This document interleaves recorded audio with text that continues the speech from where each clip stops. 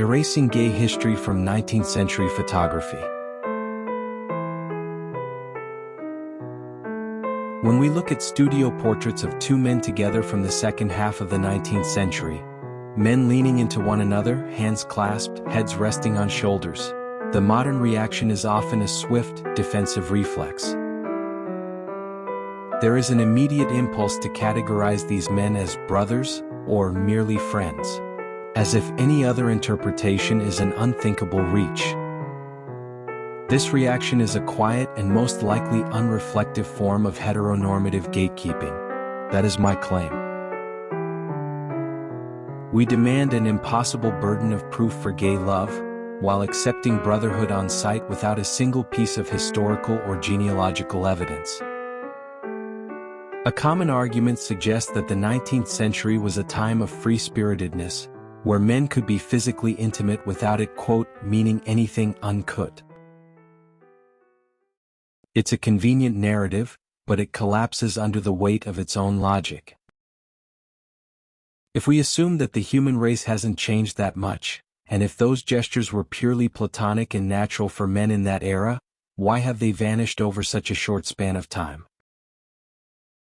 Today, two heterosexual men can walk hand in hand down the street if they want to, without the threat of prison or social ruin. Yet we never see it. If this need for public display of affection between friends or brothers was so universal and common back then, why is it so unthinkable for the modern heterosexual man now? It's important to remember the context of these images. Casual snapshots did not exist until the turn of the century. Photography was an expensive, formal, and planned event. These men put on their finest clothes and visited a professional photographer. They had to hold a pose for several minutes in front of his camera. This was a deliberate and conscious choice to document a bond and preserve it for posterity. To dismiss every sign of tenderness as relatives, or just very good friends, is an unreflective attempt to soothe modern ignorance and insecurities, by sanitizing history. But in doing so, we might want to ask ourselves, why do we harbor such a deep need to rob these men of their agency, autonomy, and free will? Why do we feel entitled to deny them the right to record that they were deeply in love with another man?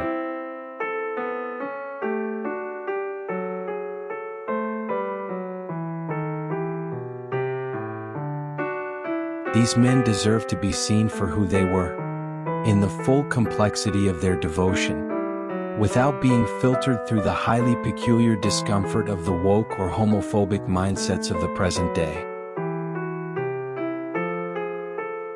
All the videos in my playlist Vintage Vibes and Timeless Tales are dedicated to these brave men and their legacy.